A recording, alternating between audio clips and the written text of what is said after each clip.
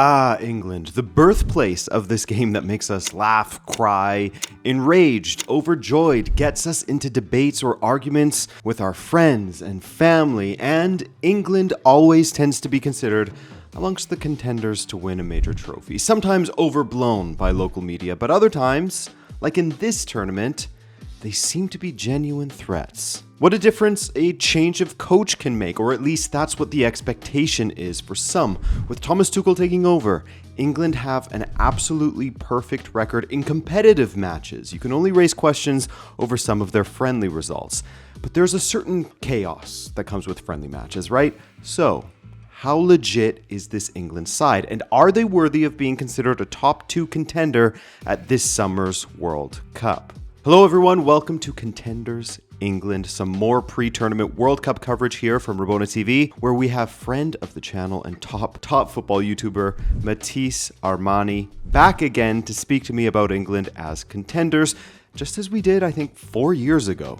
Excited for this? Let's get into it.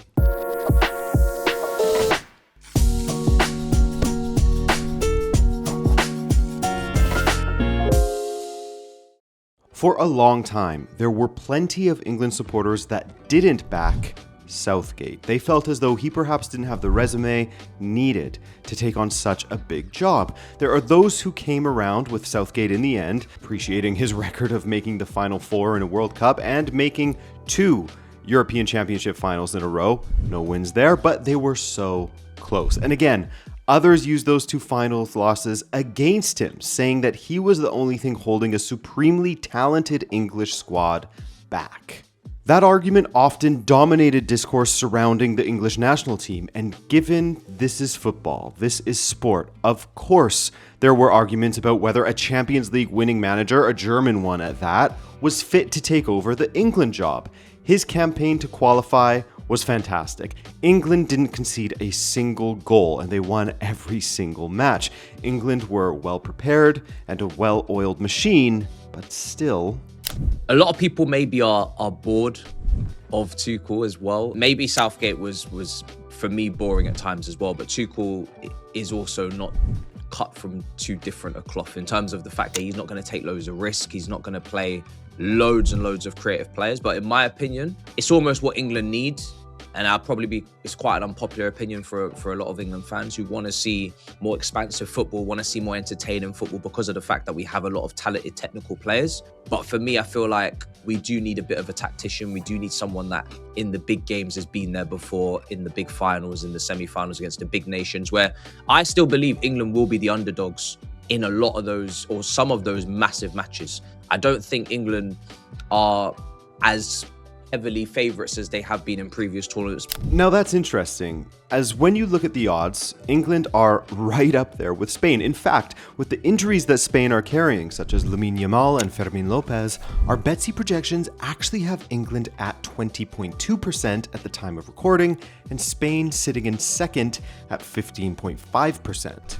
So it's a refreshing take in a way, something different from Matisse, and his reasons for thinking so aren't crazy in the slightest, as he points to the form of some of their attacking players, bar Harry Kane, of course, who is a game changer as the best striker in the world in this moment. But others coming into this tournament, I mean, Phil Foden had a tough season, same could be said of Saka, Palmer, Madueke, Eze at times, whether down to injuries or just a loss of form. Just personally, I think a lot of the players in creative positions are out of form with their clubs. I think the league is quite taxing physically, and then obviously the temperatures that we could be seeing at the World Cup potentially, it just doesn't, in my opinion, gear up towards England's prime position, the best position to win. The Euros certainly was that at Wembley in the final.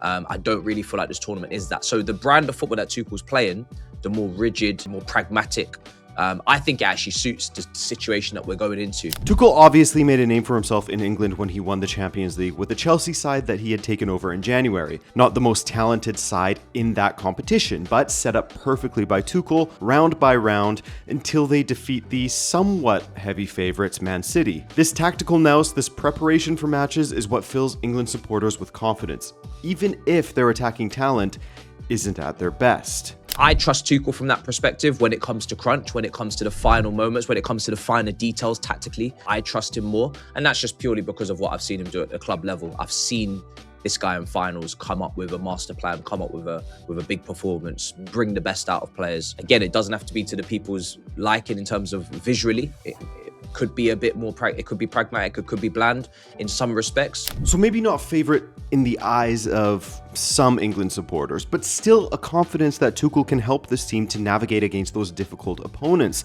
If Tuchel does move away from a pragmatic style, you could see him utilizing a more aggressive and direct approach, focusing on utilizing England's greatest asset, their attacking talent. High-intensity pressing and quick transitions would see these English players thrive so long as they balance the midfield correctly. While England may have a form problem in some respects when you're talking about the attack, they seem to have a bit of a personnel problem elsewhere.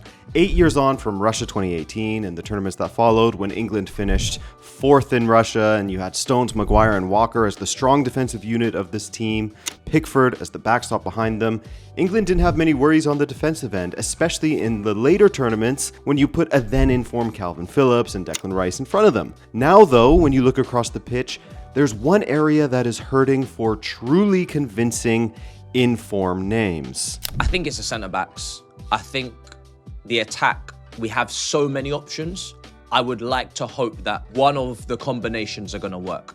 I didn't even mention Rodgers and Eze and Rashford and Kane. It is an incredible array of options. Whereas the defence, the centre-backs, that does worry me, especially in a back four. It worries me John Stones is nowhere near the level that we've seen over recent years because he's been, carrying in injuries, obviously. Same with Joe Gomez has had injury issues. Colwell's been out the entire season. Braithwaite has struggled with injuries for Everton. Lewis Dunk is over the hill, doesn't really play at Brighton. Konza, but there's players there, but they're not of the highest level. England have some great options in the fullback positions. There shouldn't be many issues there, as you have, Reece James, Nico O'Reilly, maybe a Livramento. I mean, there are plenty of players who can do a great job in those wide positions for Thomas Tuchel. In fact, one of those players, Matisse actually backs to have a big tournament and be one of the more talked about names in England's squad. Now, with a team like England, with all of these contenders really, a player can't really announce themselves as if they are in the squad. It's because they are one of the best from one of the best nations in the world. So they are very well known already, but still, they can elevate their name to heights that they hadn't reached before. And who does Matisse back to do that this summer? I think O'Reilly is going to be a big hit and a big favourite for Tuchel as well on that left back spot. I just look at O'Reilly's performances this season for Man City, and it's not just the fact that he's had a breakout season, but it's the fact that he's turned up in massive games against Arsenal, against whether it be Liverpool. He has delivered when it matters most. And I remember back to that Bellingham overhead kick. Moments like that don't get forgotten. And I can see O'Reilly having a big moment like that where he scores the winner, or he ghosts in at the back post with a header in the semi-final or quarter-final against a big nation. How complete his game seems to be this season. He's obviously got the physical presence and the aerial dominance and prowess there, which is great. I feel like there's certainly players in this squad that have had long seasons that may be coming into this World Cup not in the peak prime condition and maybe won't have the tournaments that we expect of them to have with their name and their brand. And but with O'Reilly, I feel like at that age, he's not burnt out. He's not been playing consecutively year in, year out. He's fresh. He's excited. I feel like he can make that position his own. And then you have the midfield, another incredibly strong area of the pitch for England. Not Bellingham's best season, but he will be there, as will Declan Rice. Who else though? Jordan Henderson, for his experience. He's not likely to start ahead of a Elliot Anderson, who has emerged as an unbelievable talent this season in the Premier League and likely the starter in the 6th position. There are great options and a lot of questions. I just think the fact that we don't know who's gonna play in these positions, I just find that exciting. I find that intriguing. And if we don't know, the opposition certainly don't know. So, and if he tinkers a little bit in the group stages and he gives everybody a game and gives people opportunity to kind of make it their tournament as well, put their hat in the ring for the latter rounds, and yeah, I want to see it. Now, what England fans in general would love to see, it coming home. You cannot speak about England at a major tournament these days without speaking of the it's coming home of it all. Something that started back in Euro 96, but has made a resurgence in recent tournaments, and quite a strong one, right? Sometimes it's misinterpreted about England's fans' confidence. I think a lot of the time it is bravado, tongue-in-cheek, a little bit sarcastic when we say it's coming home. That's just the humor. Okay, totally fair, but there are certainly many that are pointing to England as being a favorite. I myself am more of a believer in this England under Tuchel than I have been in previous versions that I wasn't buying stocks in, so to speak. They certainly have the pieces to be a great tournament team. Vast talent and options in the attack, an extremely solid midfield, and where they lack some personnel in defense perhaps, they make up for it in the organization and tactics from Thomas Tuchel. However, this time, Matisse says there is less fanfare about this England team, even though it may seem stronger to outsiders. One thing used against them is the fact that they always do well in qualifying, outclassing opposition that they, well, outclass when it comes to sheer talent available to them. But when they come up against a genuine power, such as Senegal, they crumbled to a 3-1 defeat. They lost 1-0 to Brazil, and they drew Belgium 2-2. Not a great sign, even if it is just friendly matches. So why haven't I heard it's coming home yet? I think we have been burnt a few times. We have lost a few finals now. I feel like that's natural, that we don't come into this tournament go into America where I think it will favor potentially the South American teams, you know, from a humidity weather standpoint. They're used to playing in some of these temperatures more often than some of our guys. I don't think we should be, you know, out and out favorites. I don't think we should be joint favorites. I think anywhere between third, fourth, fifth in that pool of teams. But I think France, everybody's going to be looking at them. Portugal, people will be looking at them as well. Spain. And that's before we even get to the South American side. Now, Tuchel has been signed on until 2028, already extending his contract when people perhaps didn't expect him to do so early, before even competing in a major tournament with England. But clearly, England have their eye on Euro 2028, which they are co-hosting, and will look to use that home field advantage once again, as they did in Euro 2020 so well. But just because they're looking ahead doesn't mean you should rule them out in the here and now.